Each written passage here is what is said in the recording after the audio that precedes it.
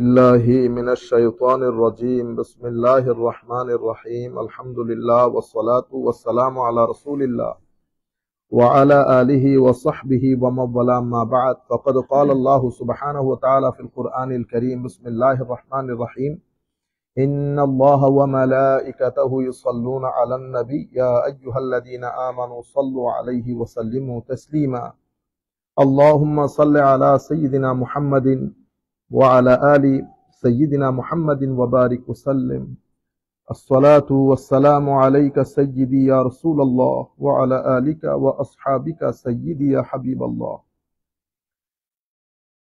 আপনারা যারা আমাদের সাথে এখানে যুক্ত হয়েছেন, বসেছেন, দার্সের মধ্যে আমাদের রেগুলার মুসল্লিয়ানে কেরাম, দূর দূরান্ত থেকে অসংখ্য মানুষ যারা আমাদেরকে দেখছেন অথবা আমাদের এই দার্স পরবর্তীতে শুনবেন, আমরা সকলের প্রতি আন্তরিক মোবারকবাদ, ধন্যবাদ এবং সালাম জানাচ্ছি। আসসালামু আলাইকুম ওয়া রাহমাতুল্লাহি তাআলা ওয়া বারাকাতুহু। আমাদের শরীর খারাপ আজকে, দেখি আল্লাহ পাক কতটুকু নিয়ে যান। আমি আমার দর্শ শুরু করার আগে সম্মানিত মুসল্লিয়ানে কেরাম, এই হচ্ছে কিতাব, এটা হাদিস শরীফ, ঠিক আছে? আমি মোবাইল রেখেছি আমার স্ট্যান্ডের মধ্যে, এটা হচ্ছে স্ট্যান্ড, আমি এটা এখানে রাখি নাই, এটা এখানে রেখেছি, মোবাইলটা এখানে রেখেছি, ঠিক আছে? আমাদের মুসল্লিয়ানে কেরাম হয়তো চিন্তা করবেন এই কথা বলে শুরু করতেছি কেন। আল্লাহ, আমরা গত দর্স আমরা আমাদের দায়িত্ব পালন করেছি আল্লাহ পাকের মেহেরবানিতে। তো এটা প্রায় 1.5 থেকে 2 মিলিয়ন লোক দেখছে, 1.5 থেকে 2 মিলিয়ন লোক এটা দেখছেন। কিছু ভাই আমাদেরকে বলতে চাচ্ছিলেন যে আমরা মোবাইলটাকে কোরআন শরীফের উপরে রাখছি, প্রথমে এটা হাদিস শরীফের কিতাব, ঠিক আছে? তো এটা হয়তো ইন্টেনশনালি, মানে আমাদের কিছু ভাই আছেন, দুর্ভাগ্যবশত রাতের 2:30টার সময় আমাদের ছেলেরা আমাকে ফোন দিয়ে বলে সমানে নাকি পেজের উপর রিপোর্ট দিয়ে পেজটাকে ডাউন করে ফেলার চেষ্টা করতেছে। বেটা, এগুলো পেজ ডাউন করে তো লাভ নাই, ঠিক আছে? আমার নবীর দরবারে আমাকে যেমন দাঁড়াইতে হবে, আপনাকেও তো দাঁড়াইতে হবে। আমার নবী বিচার করবেন। আমি কি বলেছি? আমার নবীর দরবারে বিচার উঠবে যে এই ব্যক্তি আমার নবীকে কাউবয় বলেছেন। আমি বলতেছি যে এই ব্যক্তি আমার নবীকে অসম্মান করে কাউবয় বলবে, তাহলে কাফের হয়ে যাবে। আর ভিতরে যদি এটা না থাকে তাহলে পথভ্রষ্ট হবে। কিন্তু আমরা কাফের, পথভ্রষ্টতা এগুলা বলা আমাদের মাকাম না, আমরা ওগুলা বলিও না। আমরা শুধু বড় ছোট হিসেবে আমাদের একটা দায়িত্ব পালন, এবং আমি আপনাদেরকে বিনয়ের সাথে অনুরোধ করেছি শব্দ চয়নে সতর্ক হওয়ার জন্য। কেন? আমি তো কোরআনের প্রিন্সিপাল বর্ণনা করেছি কোরআনের 4টা আয়াত থেকে। এখন এই আয়াতের যদি অন্য অর্থ থাকে সেটা আপনারা বলতে পারেন। আল্লাহ পাকের মেহেরবানি, আমাদের অসংখ্য লোকজন, অসংখ্য অগণিত লোকজন, 1.5-2 মিলিয়ন যদি ভিউ হয় স্বাভাবিকভাবে, অসংখ্য অগণিত লোকজন আমাদেরকে এই বিষয়ে জানিয়েছেন, অ্যাপ্রিসিয়েট করেছেন, ধন্যবাদ জানিয়েছেন। আমরা কারো ধন্যবাদ, কারো অধন্যবাদ, কাউকে খুশি করা, কাউকে অখুশি করা, এটা আল্লাহ পাক কখনো ভিতরে রাখেনি, ভবিষ্যতেও থাকবে না ইনশাআল্লাহ। যাদের গোলামি করি সেই সেন্টার থেকে খুশি থাকলে হবে, সেই সেন্টার থেকে খুশি থাকলে হবে। সম্মানিত উপস্থিতি, আজকে আমরা আমাদের যে দার্স সেটা থেকে একটু সরে গিয়ে যেটা শুরু করছি এটা একটু কন্টিনিউ করব। আমাদের ভিতরে এই যে এত বিভক্তি, এটা কেন? এবং আমি আপনাদেরকে আমার নবী সাল্লাল্লাহু আলাইহি ওয়াসাল্লামের সময়কাল থেকে মুসলমানদের মধ্যে যে অনৈক্য, ফিরকা বলে না, অমুক ফিরকা সমুক ফিরকার দল, আমি একটা ব্রিফ হিস্ট্রি বলবো আপনাদেরকে ইন 10 মিনিটস। এবং আমি অনুরোধ করবো আপনারা যেন মুখস্থ করে ফেলেন, এটা সবাইকে যেন বলতে পারেন। তো সেই সাথে আমরা দেখাবো ধর্মের মধ্যে রাজনীতি না রাজনীতির মধ্যে ধর্ম। আমার ধর্মের মধ্যে রাজনীতি আছে, আমার নবী করেছেন, সাহাবায়ে কেরাম করেছেন, আমার ধর্মের ভিতরে রাজনীতি আছে। কিন্তু আমাদের সমস্যা হয়ে গেছে, আমরা রাজনীতি করতে গিয়ে ধর্মকে ব্যবহার করি। অনেকটা আপনারা যারা পড়ালেখা করেন, যারা পলিটিক্যাল সায়েন্স পড়েছেন, ম্যাকিয়াভেলি অনেকেই পড়েছেন, জানার কথা, ঠিক আছে? ম্যাকিয়াভেলি অর্থাৎ মানে রাজনৈতিক আপনার ইয়াটা পাওয়ার জন্য, সাপোর্টটা পাওয়ার জন্য ধর্মটাকে ব্যবহার করা। এবং আনফরচুনেটলি হিস্টোরিক্যালি আমরা এই কাজটাই করেছি অনেকেই, কিন্তু আমাদের সবার ভিতরে যে এই জিনিসটা আছে সেরকম না। বর্তমানে যারা এক্সিস্টিং ইসলামিক পলিটিক্স করেন, আমি তাদের নিয়ত নিয়ে আমার কোনো সন্দেহ নাই, আমাদের পক্ষে এগুলো সম্ভব না। এই ধরনের কথাবার্তা, কাউকে ছোট করা, খাটো করা, আন্ডারস্ট্যান্ড না, এগুলা না। আমরা বেটা কথাগুলো একাডেমিকলি বলি, আপনারা আমাদেরকে কথাগুলো একাডেমিকলি বলবেন, তাইলে আমরাও কিছু শিখতে পারলাম। আমরা গরিব থেকে যদি আপনারা কিছু শিখতে নাও পারেন, কিন্তু আমরা তো আপনাদের কাছ থেকে শিখতে পারবো। সুতরাং আমি অনুরোধ করব বিষয়গুলো পরিপূর্ণরূপে খেয়াল করবেন। আর আমরা, এটা আল্লাহ পাকের মেহেরবানি, আমরা হুটহাট করে ডান থেকে বাম থেকে গুগল থেকে এগুলা না বেটা। আমরা এখন যে কথাগুলা বলতেছি পড়ে শুনে বলতেছি, ঠিক আছে? আপনারা তফহিমুল কোরআনটাকে স্টাডি করবেন ভালো করে। তফহিমুল কোরআনের সাথে সাথে আমাদের আরো যারা তাফসীরের কিতাব লেখা হয়েছে এগুলো স্টাডি করবেন। আপনারা আল জিহাদ ফি সাবিলিল্লাহ স্টাডি করবেন, এবং খিলাফত মুলুকিয়ত কিতাবগুলো স্টাডি করবেন, তানকিহাত স্টাডি করবেন। এভাবে আরো অসংখ্য কিতাব আছে, এগুলো আপনারা স্টাডি করার দরকার। কোন জায়গা থেকে মত পার্থক্যের সৃষ্টি হয়েছে, সেই মত পার্থক্য কেন সৃষ্টি হয়েছে।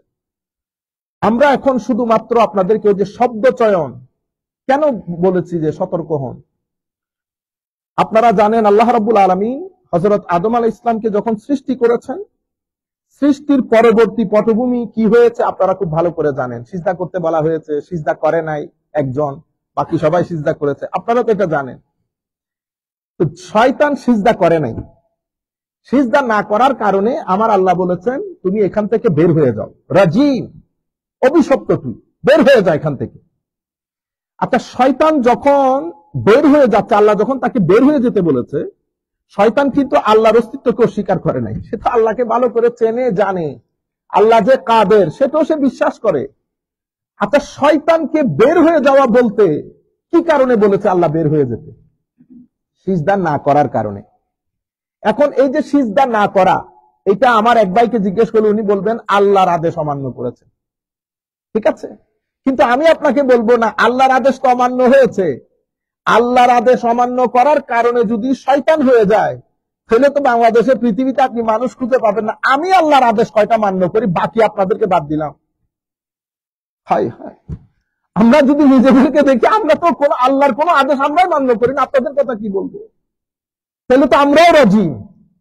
কিন্তু আমার নবী কোরআন হাদিসের মধ্যে আমাদেরকে রজিম বলতে নিষেধ করেছেন। কেন?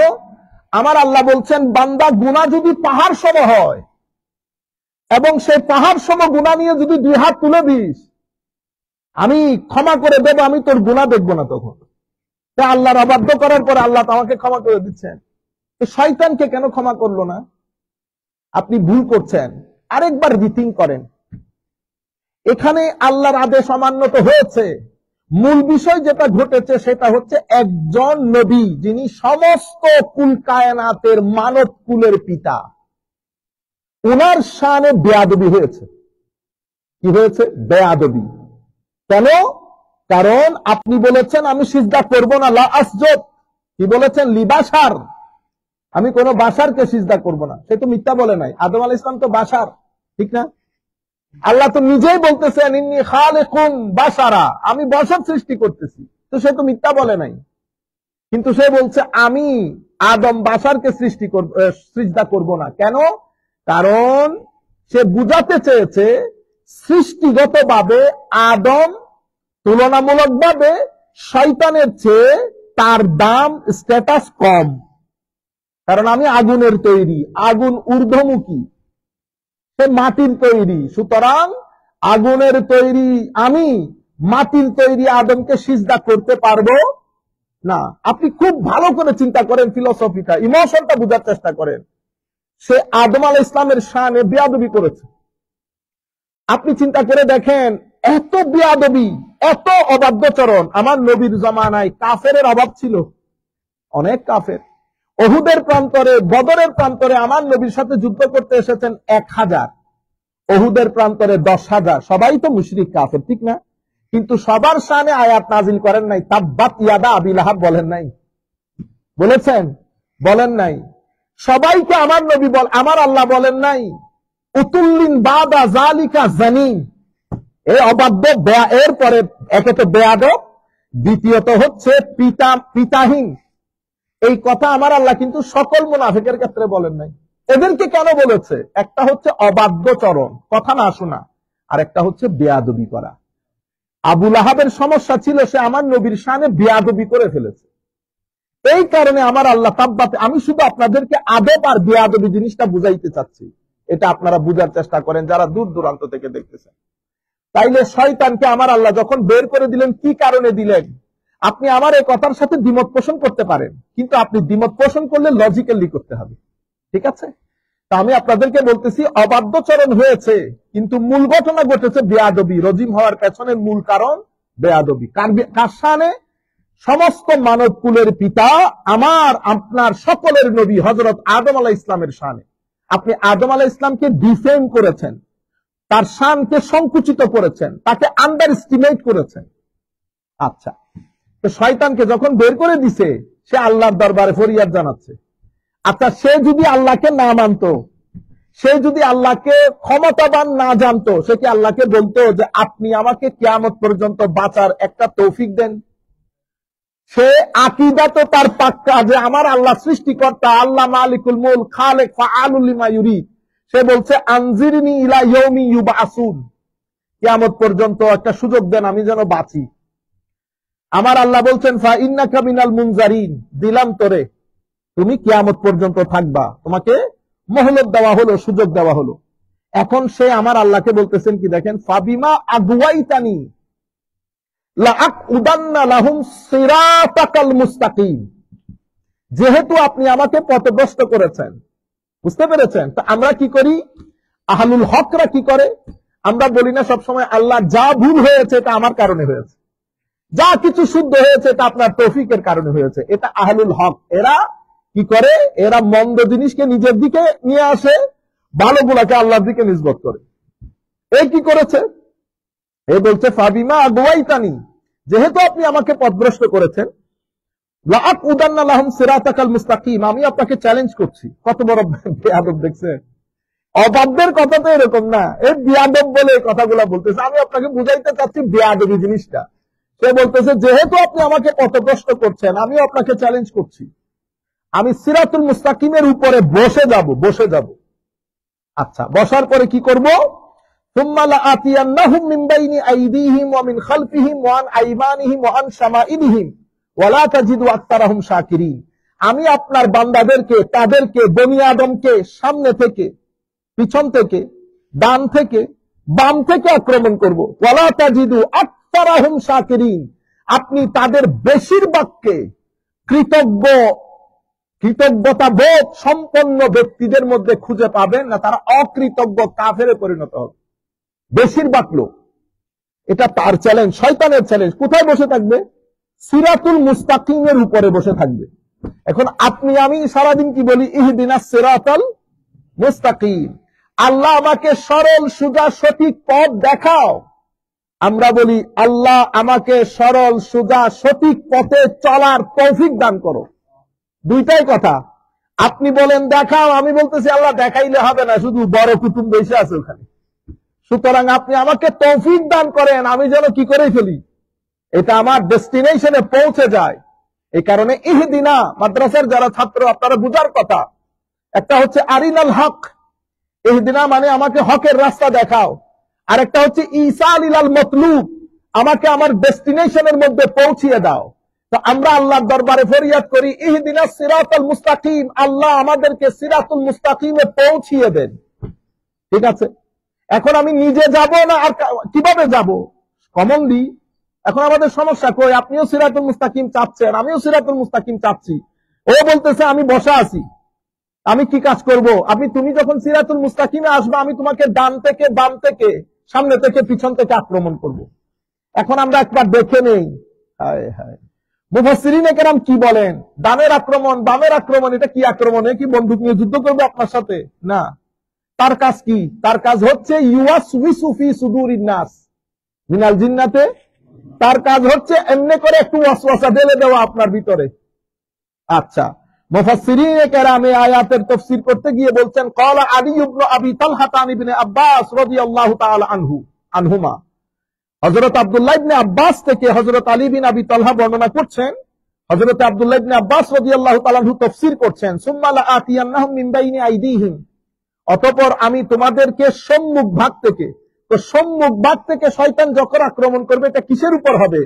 তো উসাক্কিকুহুম ফি আখিরাতিহিম ফাউখবিরুহুম আন্নাহু লা বা'সা ওয়ালা জান্নাতা ওয়ালা নার। আমার সম্মুখ ভাগের আক্রমণ তোমাদের আকীদার উপর হবে। কিসের উপর? আকীদার উপর। আমি চেষ্টা করব তোমাকে ঈমানের জায়গা থেকে এলহাদের জায়গায় পৌঁছিয়ে দেওয়ার জন্য। আমি বিভিন্ন যুক্তি দিয়ে, সায়েন্স, টেকনোলজি, বিভিন্ন জিনিস ইউজ করে, ডিভাইস, ওয়াসওয়াসার মাধ্যমে তোমাকে কনভিন্স করব এই কথাতে যে আখিরাত বলে কোনো কিছু, জান্নাত জাহান্নাম কোনো কিছু নাই। আর যদি এটা করতে না পারি, মিনিমাম তোমাকে আখিরাতের ব্যাপারে কনফিউজ করে দেব। আখিরাতের ব্যাপারে কনফিউজ করে দেব। তুমি বিশ্বাস করবা পুনরুত্থান বলতে কোনো কিছু নাই, কিয়ামত বলতে কোনো কিছু নাই, না জান্নাত না জাহান্নাম। তাইলে সম্মুখ ভাগের আক্রমণটা কিসের উপর হয়েছে? আকীদার উপর। কিসের উপর? কেন? কারণ সে জানে আমলের মধ্যে খারাপই থাকলেও কাউকে আপনি জাহান্নামী বলতে পারবেন না, কিন্তু আকীদার মধ্যে যদি রত্তি বরাবরই দারুদার হয় তাইলে আপনি আর জায়গায় থাকবেন না। সেই কারণে সে প্রথম আক্রমণ করেছে আখিরাতের উপর, মানে আকীদার উপর। এরপরের আক্রমণ কি? এরপরের আক্রমণ হচ্ছে ওয়ামিন খালফিহিম, পিছন থেকে। তো পিছনের আক্রমণ কিসের উপর হবে? তো উরাগিবুহুম ফি দুনিয়াহুম ফাযায়্যানাহা লাহুম ওয়া দাআহুম ইলাইহা। পিছনের আক্রমণ, আমি দুনিয়াকে এমন দারুণ করে তার সামনে উপস্থাপন করব, সুন্দর চকচকা মেটেরিয়াল। আমি তাকে পরিপূর্ণ জাগতিক হিসেবে গড়ে তুলব। আমি তার ভিতরে ওয়াসওয়াসা এমন ভাবে দেব সে পরিপূর্ণ জাগতিক হয়ে যাবে। তার ভিতরে ইমোশন, স্পিরিচুয়ালিটি, এশক, আদব, মোহাব্বত কোনো কিছু থাকবে না। কিসের মাধ্যমে? ওয়াসওয়াসা।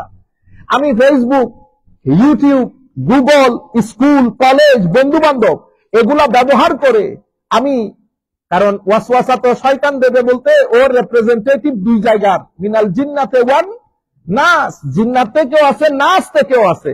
সে বিভিন্ন টুল ইউজ করে কখন যে আপনাকে কোন কাজে লাগিয়ে দিয়েছে আপনি বুঝবেন না। এটা শয়তানের ধারাবাহিক যুদ্ধ আমার সাথে। তাইলে সে সম্মুখ ভাগের আক্রমণ আকীদার উপর, পিছনের দিকের আক্রমণ সেটা আকীদার উপর না, সেটা আপনার স্পিরিচুয়াল ড্যামেজ করবে। সে স্পিরিচুয়াল ড্যামেজ করবে, আমলের উপর এখনো করে নাই। কারণ স্পিরিচুয়ালি ড্যামেজ হয়ে গেলে আমল পচে যায়, আমল পচে যায়। এরপরে কি? তো ওয়ান আইমানিহিম, তো ডান দিকের আক্রমণ কিসের উপর হবে? হায় হায়, ও উসাব্বিহু আলাইহিম আমরা দীনাহুম আমরা দীনিহিম মিন কিবালি হাসানাতিহিম। আমি দুনিয়ার দ্বীনের বিষয়গুলো, আমি দ্বীনের বিষয়গুলো, দ্বীনের যেই কথাবার্তাগুলো আছে সেগুলা বিষয়ে তার ভিতরে কনফিউশন তৈরি করে ফেলবে। নামাজ পড়লেও কি না পড়লেও কি, নামাজের মধ্যে কি হয়, উঠা বসা, আচ্ছা এটা পরে এক সময় পড়বো নি। একটা হচ্ছে শক, একটা হচ্ছে শুভহা। শক মানে সন্দেহ তৈরি হয়ে গেছে, সন্দেহ তৈরি হয়ে গেছে। সন্দেহ তৈরি হয়ে গেলে তো ইমানের দরজা থেকে খারিজ হয়ে যাবেন। শুভা, শুভা মানে আমি করতেছি কিন্তু আমার ভিতরে কিছু প্রশ্নের অবতারণা হয়, সেখানে মানুষ কাফের হয় না। সেজন্য একজন আলেমের দরকার হয় যিনি প্রশ্নের উত্তরগুলা দিয়ে আপনার ভিতরের কনফিউশন দূরীভূত করবে। সে কি করে? সন্দেহ তৈরি করে নাই, শুভা তৈরি করেছে, আপনাকে কনফিউজ করে দিচ্ছে, যাবো কি যাবো না, করবো কি করবো না।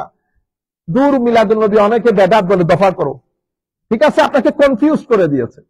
কুল কায়নাত যে করতেছে এটা নিয়ে আর আপনি কনভিন্স হয়ে গেছেন, কিন্তু আপনার চোখ অন্ধ হয়ে গেছে।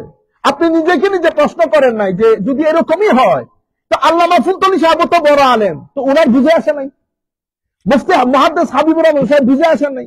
পৃথিবীর এত বড় বড় আলেম কারো বুঝে আসে নাই, শুধু আপনার বুঝে আসছে। দেখছেন এত বড় বড় আলেমরা, এত মানুষ, পৃথিবীর এত বড় বড় বিশ্ববিদ্যালয়ের ঘটনাগুলা ঘটতেছে।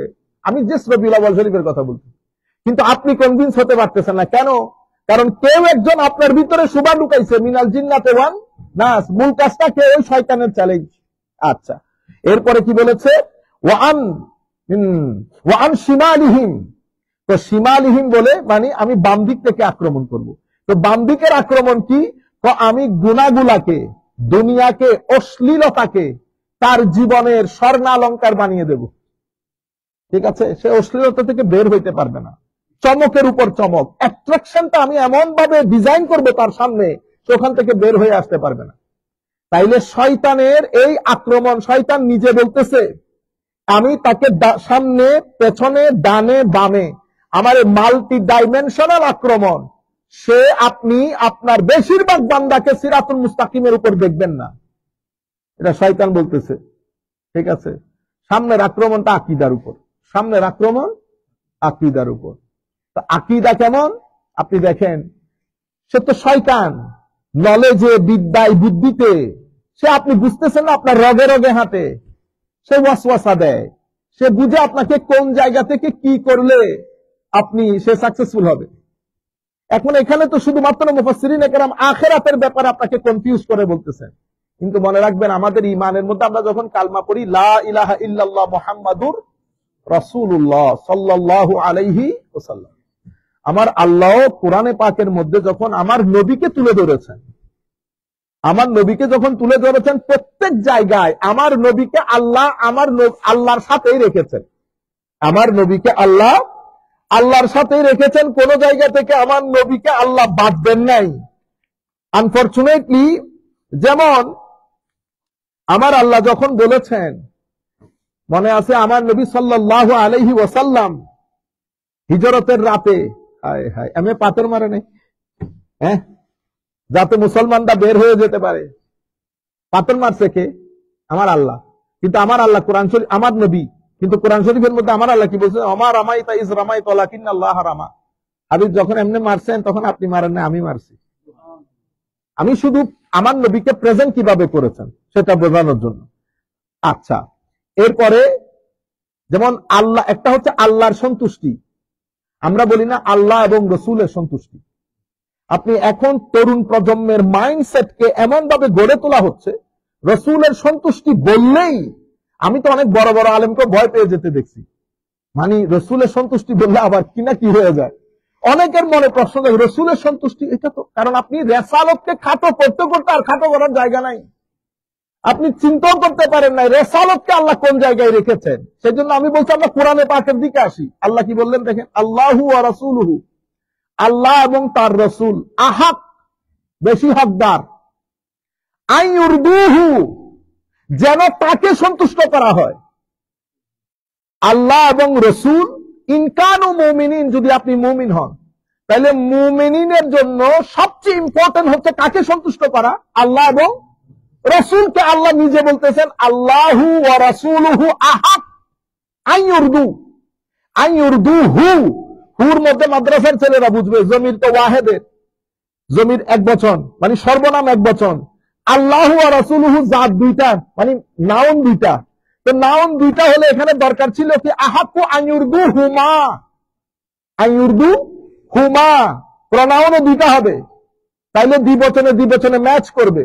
তাহলে আমরা বলতে পারতাম কি আল্লাহ এবং রসুল বেশি হকদার যেন তাদের দুইজনকে সন্তুষ্ট করা হয়, কিন্তু আমার আল্লাহ বলতে বলছেন যেন তাকে সন্তুষ্ট করা হয়। তো কাকে সন্তুষ্ট করবেন? রসুলকে। রসুলের সন্তুষ্টি হচ্ছে আল্লাহর সন্তুষ্টি। এখন ইনকানু মুমিনিন, আমার আল্লাহ আবার এমন ধারণ করে উপস্থাপন কর, যদি মুমিন হও, এখন ডিসিশন আমার হাতে, আমি মুমিন কিনা। কিন্তু পরিস্থিতি এমন করে ফেলা হয়েছে, আপনি বুঝতে পারতেছেন না, আপনি বলতেছেন হুজুর এত রেগে গেলেন কেন? ইন্না লিল্লাহ, আপনি মাহফিলের মধ্যে কি বললেন? আপনি মাহফিলের মধ্যে বলতেছেন খবরদার নারায়ে রিসালাত বলবেন না, এটা একটা ফালতু স্লোগান, তাকবীর শুধু আল্লাহ। এখন বুঝছেন, আপনি যখন রাজনীতি সিটগুলোর কথা বলবেন, তো সেই কারণে আমি আপনাকে ম্যাকিয়াভেলির কথা শোনাচ্ছি। আমি আরেকটু আপনাকে দেখাবো, একটু সময় নিব, আজকে তাবারক দুই জায়গা থেকে আসছে, এই জন্য একটু সময় হবে। ওয়াতাউর রাসূল লাই, আচ্ছা আমার নবী কাউকে কোনো কিছু দেওয়া, নবী দেন। আমার আল্লাহ বলতেছেন ওয়ালাউ আন্নাহুম রাদু, যদি তারা সন্তুষ্ট থাকতো, মা আতাহুমুল্লাহু ওয়া রাসূলুহু, যা আল্লাহ আল্লাহ রাসূল তাদেরকে দান করেছেন, দিয়েছেন কিন্তু রাসূলুল্লাহ, দিয়েছেন কে? রাসূলুল্লাহ। কিন্তু আমার আল্লাহ বলতেছেন তারা যদি আল্লাহর রাসূল এবং আল্লাহ যা কিছু দিয়েছেন এটার উপর যদি তারা সন্তুষ্ট থাকতো, দিয়েছেন তো রাসূলুল্লাহ, আল্লাহ তো দেন নাই, আল্লাহ দিলে তো আপনি নবী হয়ে যাবেন। কিন্তু আমার আল্লাহ বলতে বলতেছেন কি ওয়ালাউ আন্নাহুম রাদু, মানে আমার আল্লাহর দেওয়া আমার নবীর দেওয়া দুই দেওয়ার উপর যদি আপনি কি হন? সন্তুষ্ট হন। আচ্ছা, এরপরে ফদল, ফদল মানে মেহেরবানি করা, দয়া করা। তা আমার আল্লাহ কি বলতেছেন? ওয়াকালু হাসবুনাল্লাহ সাইয়ুতিনাল্লাহু মিন ফাদলিহি ওয়া রাসূলিহি মিন ফাদলিহি ওয়া রাসূলুহু ইন্না ইলাল্লাহি রাগিবুন।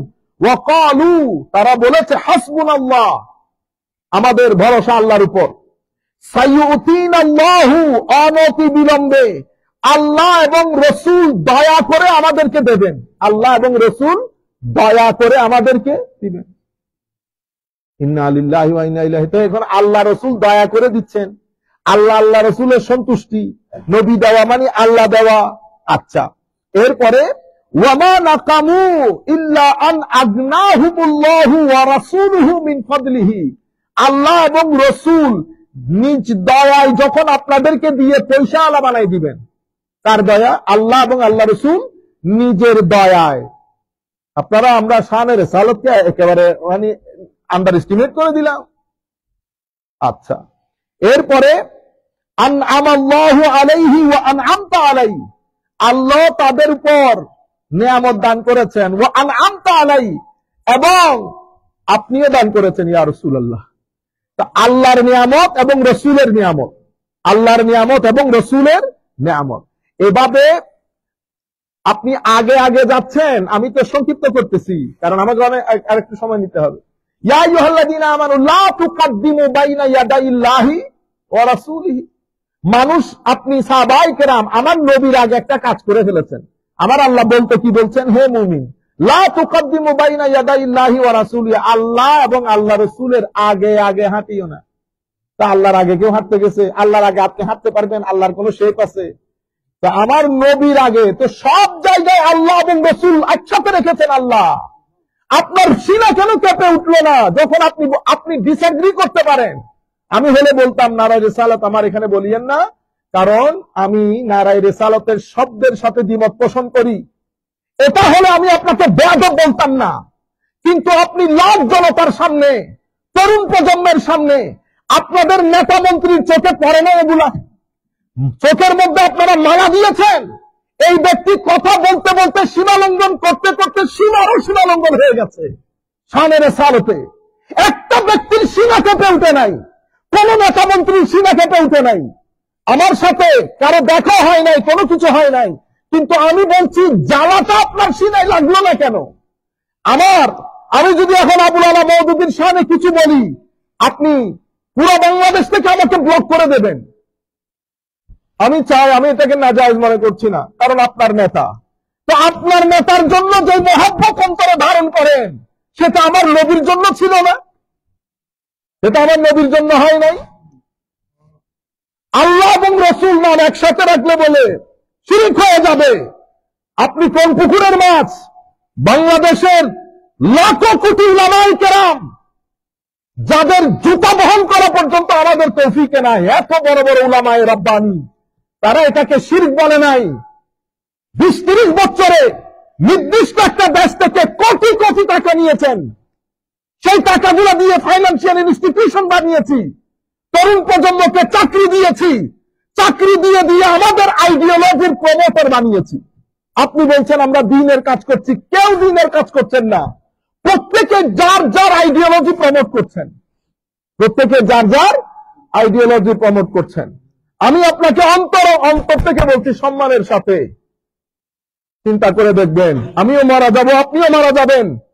আমার রাসূলের সামনে যদি দাঁড় করিয়ে দেয়, আপনি এটা বলবেন আমার নবীর সামনে যদি আপনার ভিডিও ক্যাসেট শোনাই, ইয়া রাসূলুল্লাহ, লাখো মানুষের মাজমার মধ্যে সেই কথা বলেছে, আপনি বলেন, সুন্দর করে বলেন।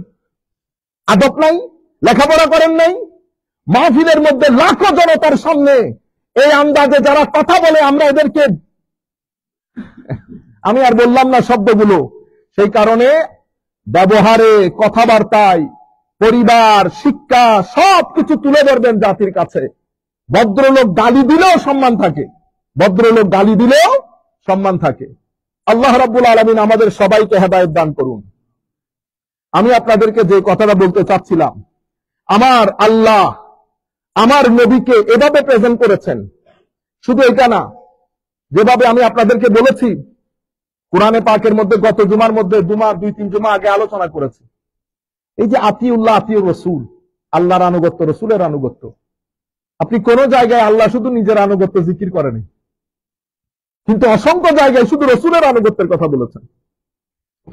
শুধু এটা না, আমার আল্লাহ প্রত্যেক নবীর সাথে বিয়াদবি হয়েছে, নবীরা নিজেরা উত্তর দিয়েছেন, কিন্তু আমার নবীর ক্ষেত্রে আল্লাহ সেরকম করেন নাই। প্রত্যেক উত্তর আমার নবীর উত্তর আমার আল্লাহ নিজে দিয়েছেন। প্রত্যেক নবীকে নাম ধরে ধরে ডেকেছেন। আমার আল্লাহ সকলের স্রষ্টা, নাম ধরে ডাকলে কার কি, কিন্তু আমার নবীকে নাম ধরে রাখেন নাই। এটা আপনি বুঝতে পারেন না, কেন ডাকলেন না? মহব্বতের কারণে তো। আপনারা বুঝতে পেরেছেন? আমার নবীর মহব্বত, ইয়া আইয়ুহাল মুজাম্মিল, ইয়া আইয়ুহাল মুদাসসির, ইয়াসিন, কাফা ইয়া আইন সাদ, আইন সিন কাফ নুন, কত সুন্দর করে করে দেখেছেন আমার আল্লাহ। আপনি অত সুন্দর না পারেন, মোটামুটি সম্মান তো বজায় রাখবেন। যদি আপনারা যেভাবে প্রেজেন্ট করতেছেন, বস যা মুখ দিয়ে আসতেছে বলতেছি, যা মুখ দিয়ে আসতেছে, শেষ পর্যন্ত একজন বলতে বলতে তো এতটুকুন চলে গেছে, কামলা দিছে বল। এই ইমামুল মুরসালিন নবী, কুল কায়নাতের নবীর নবী, আমার আল্লাহ বলছে, আমার নবী বলছেন, কিয়ামতের ময়দানে যখন সমস্ত ফেরেশতারা, সমস্ত সাহাবায়ে কেরাম বিভিন্ন নবীর শান বর্ণনা করছেন, আদম শফিউল্লাহ, মুসা কালিমুল্লাহ, ঈসা রূহুল্লাহ, ইব্রাহিম খলিলুল্লাহ, পড়েন নাই হাদিস? আমার নবী কি বলেছেন? আমি তোমাদের কথাগুলো শুনেছি, কিন্তু আমি কে? আমি হাবিবুল্লাহ ওয়ালা ফখর, আমি আল্লাহর হাবিব। এটা নিয়ে আমার কোনো, আমরা বস্টিং, এটা নিয়ে আমি অহংকার করি না। শুধু তাই না, কিয়ামতের ময়দানে সবাই চুপচাপ থাকবে। আল্লাহর কোর্টে সেদিন প্রথম বক্তব্য রাখবো on behalf of the whole humanity আমি। আল্লাহ সমস্ত কারামাত, সম্মান, সবকিছুর চাবিকাঠি আমার হাতে দিয়ে দেবেন। হ্যাঁ, লেওয়ায়ে হামদ আমার হাতে থাকবে, আমাকে মাকামে মাহমুদ দান করবে। আমি আমার উম্মতের গরিব গুড়া বানিয়ে প্রথম জান্নাতে ঢুকবো। আমি জান্নাতের করা নাড়বো, জান্নাতের ভিতর থেকে রব্বে যুল জালাল আমার জান্নাতের দরজা খুলে দেবেন। আমার নবীকে আমার আল্লাহ কোন জায়গায় রেখেছেন, আপনারা নবীকে নামাইতে নামাইতে আর কোন জায়গায় নামাবেন? এরপরে যদি বলেন ইসলামী বিপ্লব, থুতু ছিটায়। সমস্যা কোন জায়গা থেকে হয়েছে? আমি এই অংশটুকু এখানে শেষ করতেছি। সংক্ষিপ্ত ভাবে আমি আপনাদেরকে হিস্ট্রিটা বলি, কোন জায়গায় ধর্মে রাজনীতি না রাজনীতিতে ধর্ম। এখন আপনি যদি বলেন এটা আপনারা বুঝবেন না, আপনারা এগুলার মধ্যে নেন না, আমরা সবকিছু বুঝি, সবকিছু বুঝে আমরা আমাদের মতো করে বছরের পর বছর কথাগুলো বলে বলে আসতেছি, আমরা আমাদের মতো করে করতেছি। এক একজনের এক এক স্টাইল থাকে। আমার নবী সাল্লাল্লাহু আলাইহি ওয়াসাল্লামের সময়কাল, আমার নবীর তাবলীগ চলছে, কেউ তো সাহস করে বিরোধিতা করতে পারছে না। তখন আমার নবী তখন স্বাভাবিক স্টেজের মধ্যে বসা, শক্তিমত্তার দিক থেকে হযরত আলী আমার নবীর কোর্টে, ফারুক আজম আমার নবীর কোর্টে, আমির হামজা আমার নবীর কোর্টে। আমার নবী কাকে গনে? বুঝতে পেরেছেন? টেবিল উল্টে গেছে। এখন মুনাফিকরা চেষ্টা করতেছে কোন না কোন ভাবে এই বিপ্লব, এটাকে নস্যাৎ কিভাবে করে দেওয়া যায়, এটা চেষ্টা শুরু হয়েছে। মুনাফিকরা চেষ্টা করতেছে। ইসলামী হিস্ট্রির মধ্যে আপনারা জানবেন, ইসলামী হিস্ট্রির মধ্যে প্রথম ইসলামী আমার নবীর এই পুরো সিস্টেমকে বৃদ্ধাঙ্গুলি যে ব্যক্তি প্রদর্শন করেন, তার নাম যুলখুয়াইসারা আত-তামিমি। এই কোন কাফের না, সে মুনাফিক না, সে আমার নবীর পক্ষের লোক। আমার নবীর কাছে কিছু স্বর্ণ পাঠিয়েছেন হযরত আলী। এক হাদিসের মধ্যে হযরত আলী, অন্য হাদিসের রিওয়ায়াতের মধ্যে হযরত মুআজ বিন জবরের নাম এসেছে। আমার নবী স্বর্ণগুলো আমার নবীর 4 জন সাহাবী, গরিব গুরাবা সাহাবীর মধ্যে বন্টন করে দিয়েছেন। সেই চাচ্ছিল তার এলাকার কিছু লোকজনকে দেখ, তাকেও দেখ। এটা তার ভালো লাগে নাই। সে দাঁড়িয়ে আমার নবীকে বলতেছেন, ইয়া মুহাম্মদ সাল্লাল্লাহু। এখান থেকে বেয়াদবির যাত্রা শুরু। ফার্স্ট টাইম, প্রথম আমার নবীকে আমার নবীর পক্ষের একজন লোক ইয়া মুহাম্মদ বলে সম্বোধন করলো। এটার সাথে তো সাহাবায়ে, এই কালচারের সাথে সাহাবায়ে কেরাম পরিচিত না। সাহাবায়ে কেরাম তো বিয়াদি আনতা ওয়া উম্মি ইয়া রাসূলুল্লাহ, আল্লাহু ওয়া রাসূলুহু আ'লামু, ফিদাকা ইয়া রাসূলুল্লাহ, হুজুর আপনার কদমে কুরবান, আমার মা বাবা আপনার কদমে কুরবান। সাহাবায়ে কেরাম তো এটা এই কালচারে অভ্যস্ত। তারা ইয়া মোহাম্মদের শান অভ্যস্ত না। এটা শোনার পরে সাহাবায়ে কেরাম তাকাইতেছে একজন আরেকজনের দিকে, বলে কি বেয়াদব, এ বলতেছে ইদিল, ডু জাস্টিস ও মোহাম্মদ, আপনি যেভাবে বন্টন করেছেন এটাতে আপনি পক্ষপাতিত্ব করেছেন। আপনি কি করেছেন? পক্ষপাতিত্ব। এটা কোনো কাফের বলছে না, আমার নবীর মজলিসের কোরআন পড়া, হাদিস পড়া, না কি বলে রোজা রাখা, নামাজ পড়া, আমার নবীর পিছনে পাঞ্জে গানা নামাজ পড়ে, কোরআন শরীফ পড়তে পড়তে ঠোঁট ভিজা রাখে, রোজাতে রমজানে রোজা রাখে, এই ব্যক্তি আমার মজলিসে উঠে কথা বলতেছেন। এটা বলার পর ফারুক আজম, এক রাওয়ায়াতে ফারুক আজম, আর এক রাওয়ায়াতে খালিদ বিন ওয়ালিদ, ইয়া রাসূলুল্লাহ আমাদেরকে অনুমতি দেন এই খবিসের গর্দান উড়িয়ে দেই। আমার নবী বলতেছেন, না, তোমরা যদি এখন এর মারো, লোকজন সমস্ত মুনাফিক একসাথে হয়ে প্রপাগান্ডা চালাবে, মুহাম্মদ সাল্লাল্লাহু আলাইহি ওয়াসাল্লাম নিজের মানুষগুলোকে মারা শুরু করেছে, এখন এটা করা যাবে না। সে উঠে চলে যাচ্ছে। কেমনে গেছে জানেন? আয় হায়, সে পিচ দিয়ে উঠে চলে যাচ্ছে, সিম্পলি একটা বেয়াদবের মতো। আমরা যখন মাজারাত থেকে বের হই, আমরা যখন উস্তাদের মজলিস থেকে বের হই, আমার ভাই মানুষজনের সাথে কি একটা যুক্তি দেন, কোন মসজিদ থেকে বের হলে তো এভাবে করেন না। করি না এই কারণে আমরা আল্লাহর শরীরের অবয়বে বিশ্বাস করি না আহলে সুন্নাত ওয়াল জামাতের আকীদাদারী হিসাবে। আপনারা যেহেতু শরীরবাদী আকীদা, ইবনে তাইমিয়ার আকীদায় বিশ্বাসী, আপনারা শরীরবাদী আকীদা পোষণ করেন। আমরা আহলে সুন্নাত ওয়াল জামাত সেই আকীদা পোষণ করি না। উস্তাদ এবং আউলিয়া, বড় বড় ওলি, এরা কারা ওলি? আউলিয়ায়ে কেরাম। এদেরকে আপনারা ছোট করতে করতে আর ছোট করার জায়গা নেই। খাজা মঈনুদ্দিনকে তো আপনি মজলিসের মধ্যে 2 টাকার পাতা বানিয়ে দিয়েছেন খাজা বাবা, গাজা বাবা বলে।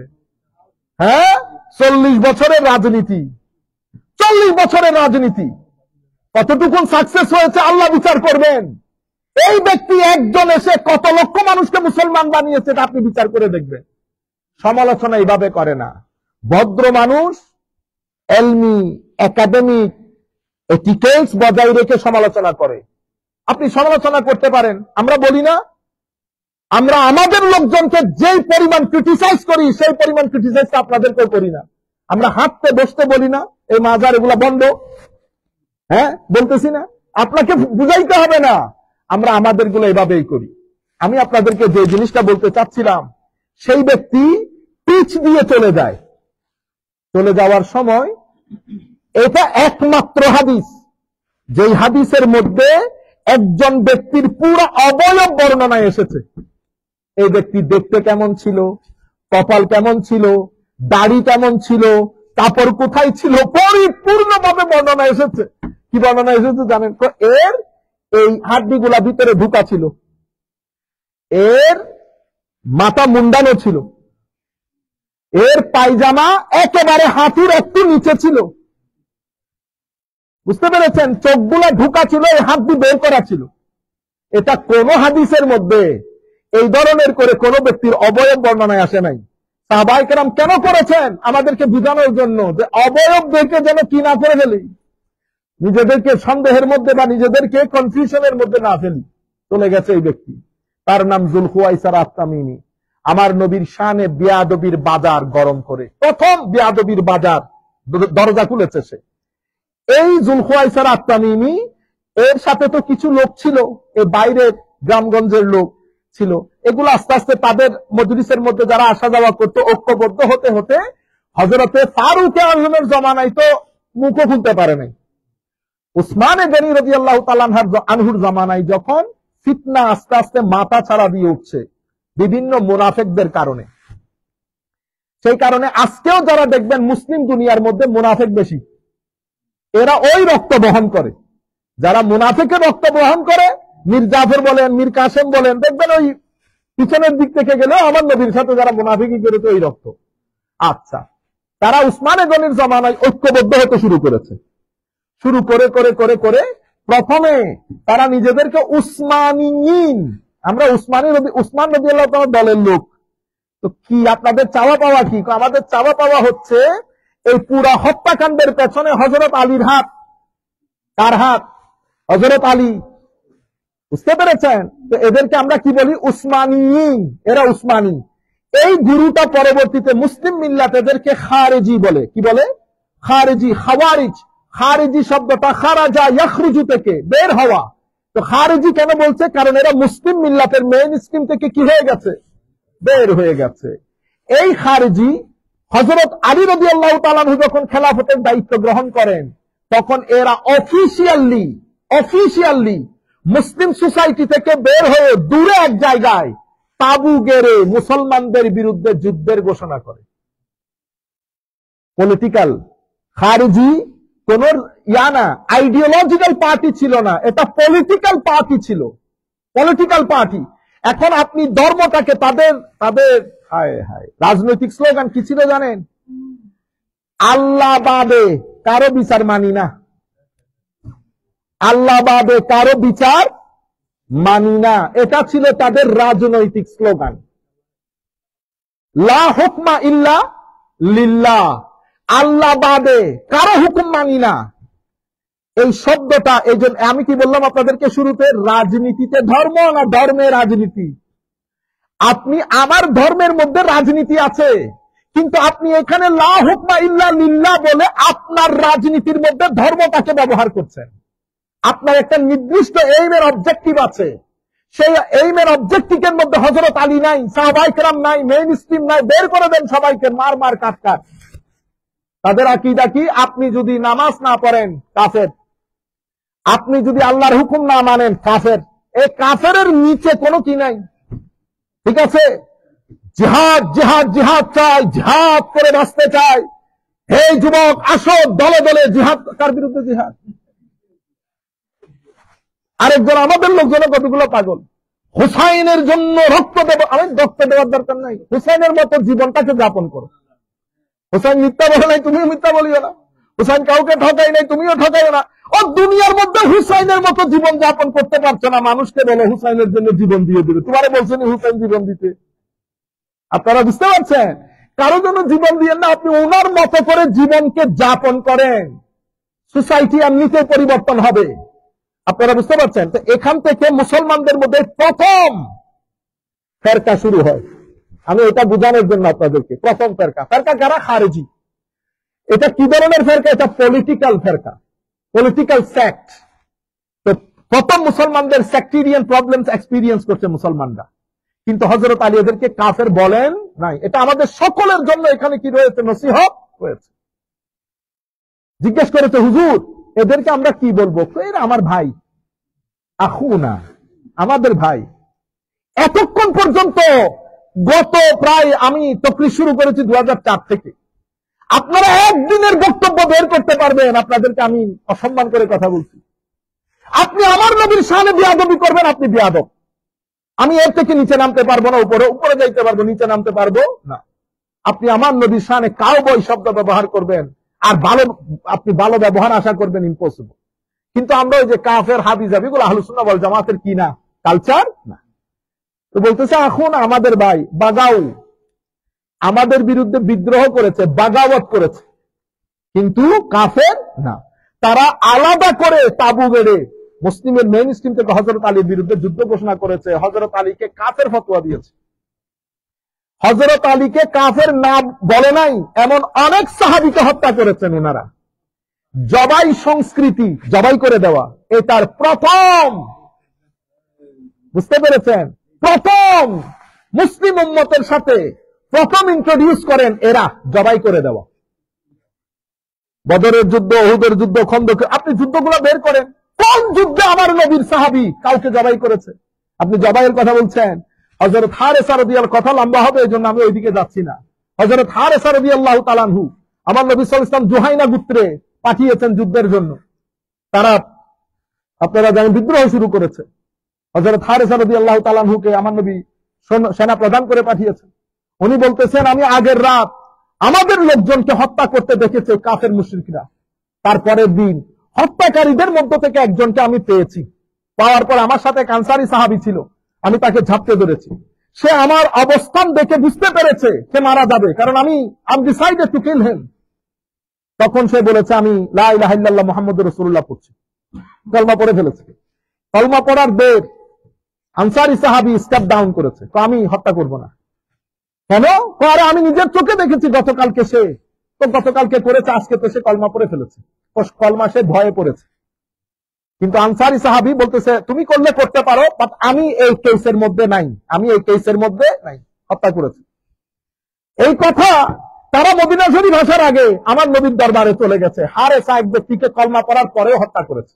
হায় হায়, আমার নবী ডাকলেন, হারেসা তুমি তাকে কলমা পড়ার পরেও হত্যা করলা? হারেসা বলতেছেন, ইয়া রাসূলুল্লাহ, ওই যে কথাগুলো আমি তার আগের দিন দেখেছি। উনি তো ওনার কথাগুলো রিপিটেডলি বলতেছেন, আমার নবী শুধু বলতেছেন, হারেসা কালমা পড়ার পরেও হত্যা করলা, কালমা পড়ার পরেও হত্যা করলা, কালমা পড়ার পরেও হত্যা করলা। এই কথা যখন বারবার বলছে, হযরত হারেসা বলতেছেন, কাশ আমি যদি আজকের আগে ইসলামী কবুল না করতাম, আমাকে এই যুদ্ধের মধ্যে যেতে হতো না।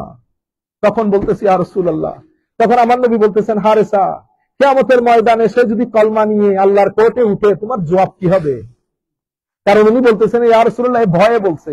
আমার নবী বলতেছেন, হাল সাক্ষাৎটা, তুমি তার অন্তরকে ছিঁড়ে দেখেছো? সে মিথ্যা বলতেছে, সে তোমার ভয়ে করতেছে। তোমাকে কে বলছে অন্তর নিয়ে টানাটানি করতে? আমাদের কাজ অন্তরের ভিতর দেখা না, আমাদের কাজ মুখের সাক্ষী। তখন উনি বলতেছেন, ইয়া রাসূলুল্লাহ আপনি আল্লাহর দরবারে আমার জন্য তওবা করেন, ইয়া রাসূলুল্লাহ আমার জন্য দোয়া করেন, ইস্তেগফার করেন। এটা বলার পরও আমার নবী তবুও বলতেছেন, হারেসা কিয়ামতের ময়দানে সে যদি লা ইলাহা ইল্লাল্লাহ নিয়ে উঠে, তুমি কি জবাব দিবা? এটা আমাদের ধর্ম, এটা আমাদের ধর্ম।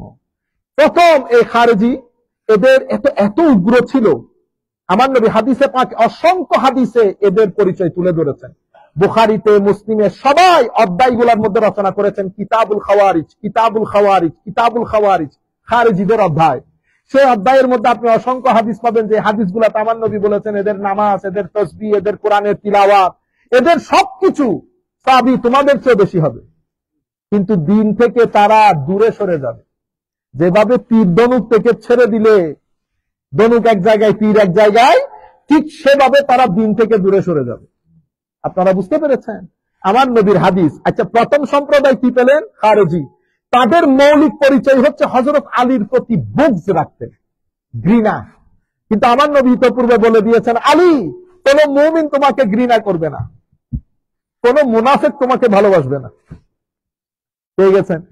এদের রিয়াকশন স্বরূপ হযরত আলীর পক্ষে একটা গ্রুপ দাঁড়িয়ে যায়, তাদেরকে আমরা শিয়া বলি। কি বলি? শিয়া। একটাও কোনো আইডিওলজিক্যাল না, পলিটিক্যাল গ্রুপ। কি গ্রুপ? Political entity. তো শিয়া পরবর্তীতে, শিয়ারা যখন, শিয়া মানি পক্ষের লোক, সাপোর্টার, তো শিয়াদের সাথে পরবর্তীতে মুনাফিকের এলিমেন্ট লেগেছে, কাফেরের এলিমেন্ট লেগেছে। তারা নিজেদের আকীদা, নিজেদের আলাদা ফিক, নিজেদের করতে করতে তারা আলাদা একটা দল পাকায় ফেলছে 200-300 বছরের মধ্যে। ঠিক খারেজিরও সেম, তারা নিজেদের ফিক, নিজেদের সবকিছু আলাদা আকীদা করে করে তারা একটা দাঁড়িয়ে গেছে।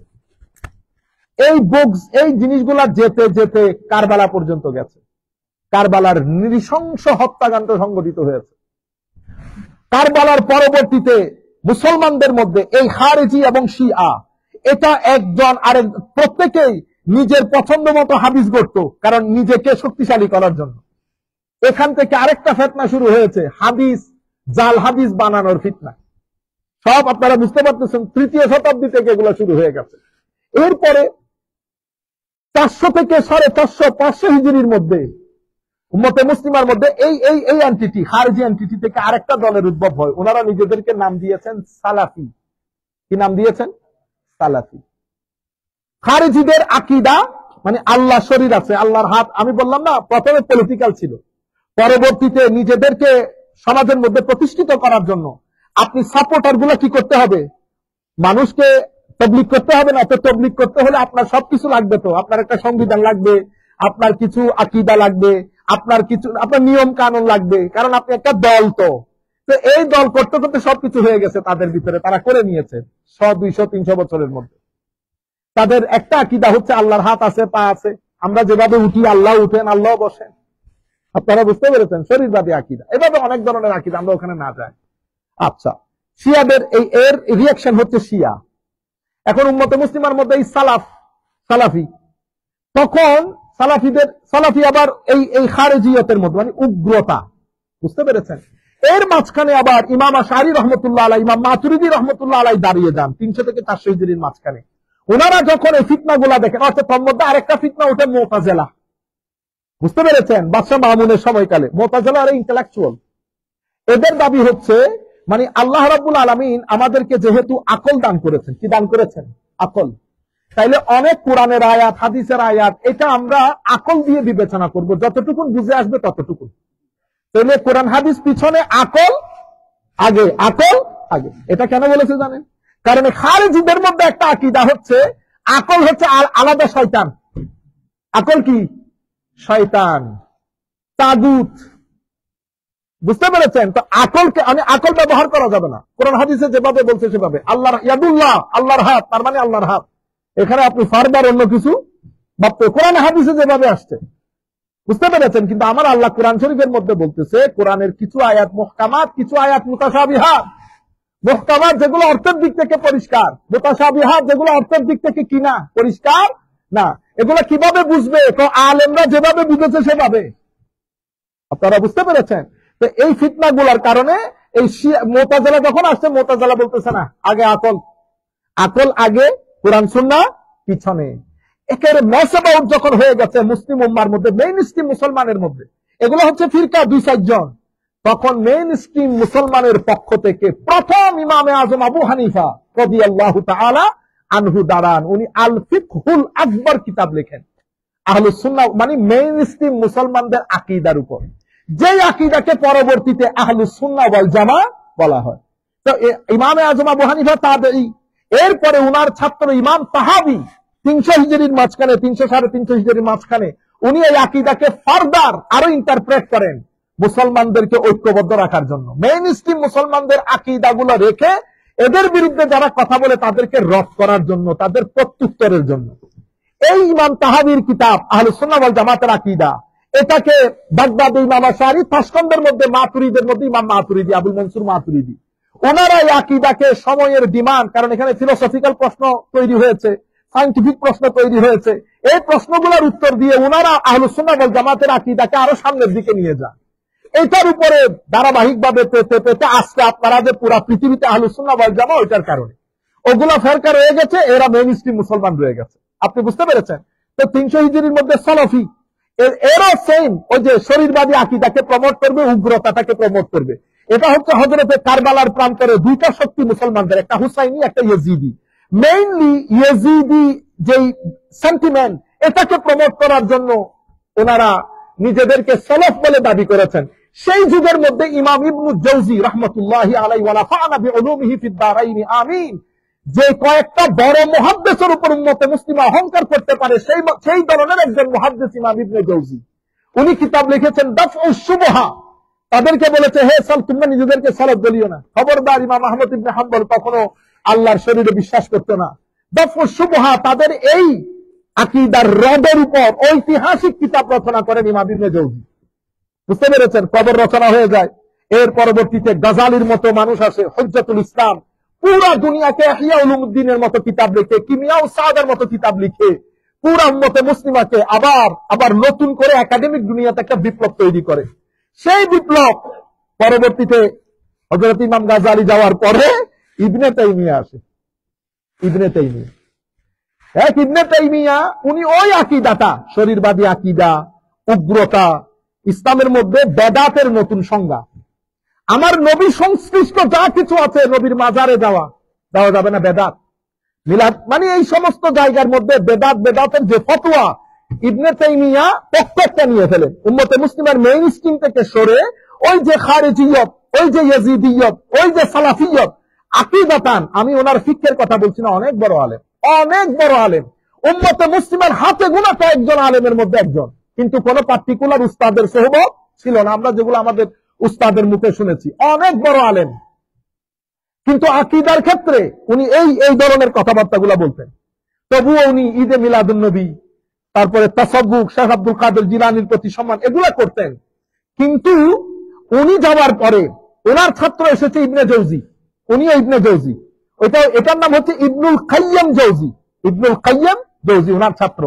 উনি কিতাব লিখে কি জানেন? ইন্না লিল্লাহ, আস-সাওয়াইকুল মুরসালা, আস-সাওয়াইকুল মুরসালা। ওই কিতাবের মধ্যে উনি বলছেন আমাদের এখানে তাগুত তিনটা। কয় তাগুত? 3 তাগুত। একটা হচ্ছে আকল, আকল একটা বড় তাগুত, আর একটা তাওয়িল বড় তাগুত, মাজাজ বড় তাগুত। এটা 3 তাগুতের আকল কেন?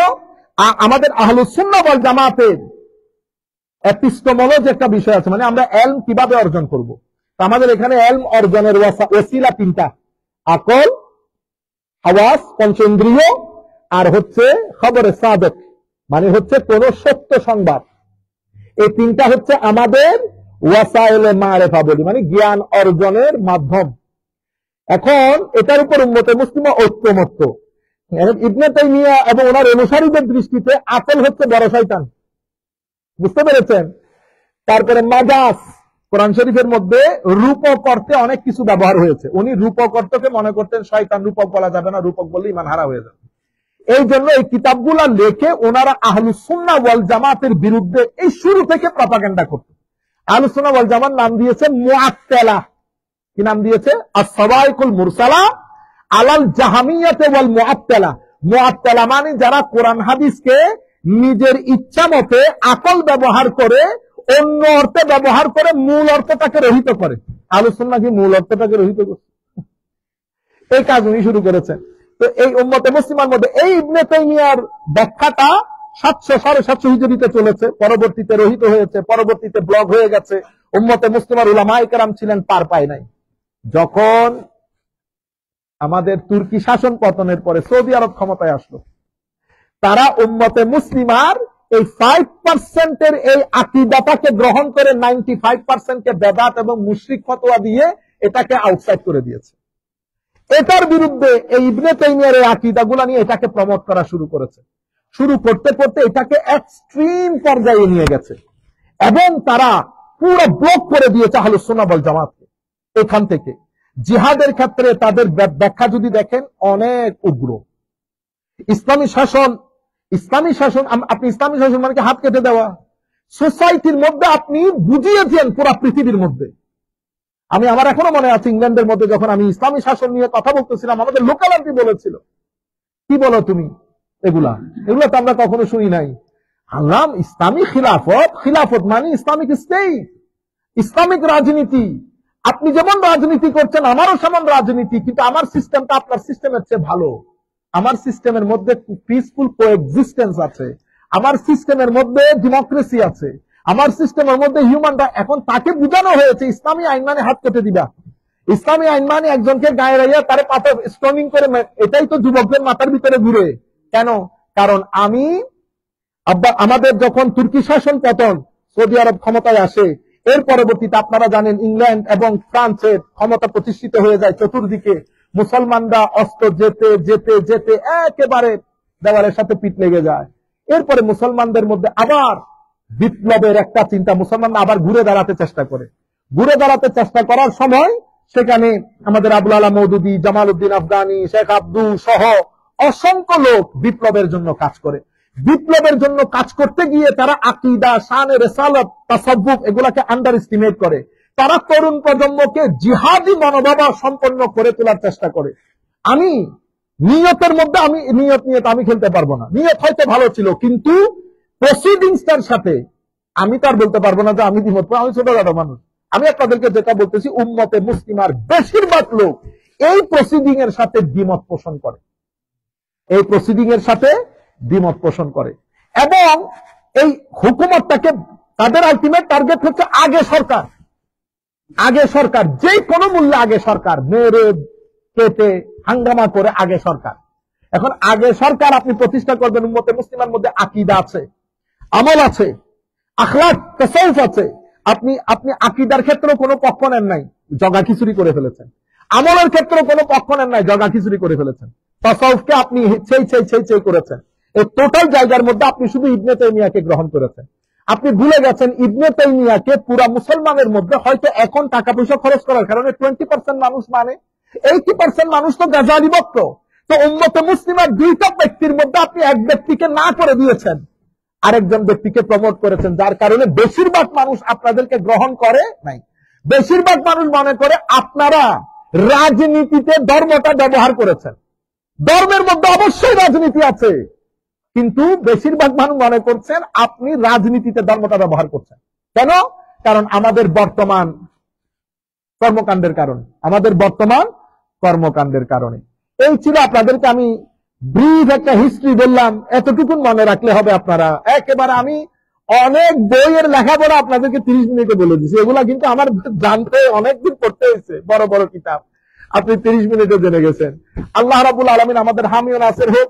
এখানে যদি আমাদের কোনো ভুল ভ্রান্তি হয়ে থাকে আল্লাহর দরবারে আমরা পানা চাই, ক্ষমা চাই, এবং আমার নবীর দরবারেও ক্ষমা চাই। এবং কোন শব্দ বানে আমাদের কোনো ভাই যদি মনে কষ্ট পেয়ে থাকেন সেই জন্য ক্ষমা চাই।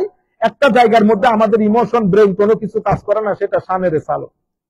শানে রিসালতের মধ্যে শব্দ চয়নে যদি আপনি অস্বাভাবিক হন, তখন আর আপনার এত বড় এত কিছু জিনিস দেখার আমাদের কোনো সময় থাকে না। আমরা সব সময় এই, আপনি যখন ওপেন থাকেন, আমি ধর্মকে রাজনীতিতে ব্যবহার করব না, আমি রাজনীতি করব ধর্মের কারণে। যখন করব আমার একটা প্রিন্সিপাল থাকে। আমার প্রিন্সিপাল আপস এন্ড ডাউন হয় কেন? বুঝতে পেরেছেন? প্রিন্সিপাল আপস এন্ড ডাউন হয়ে যায়।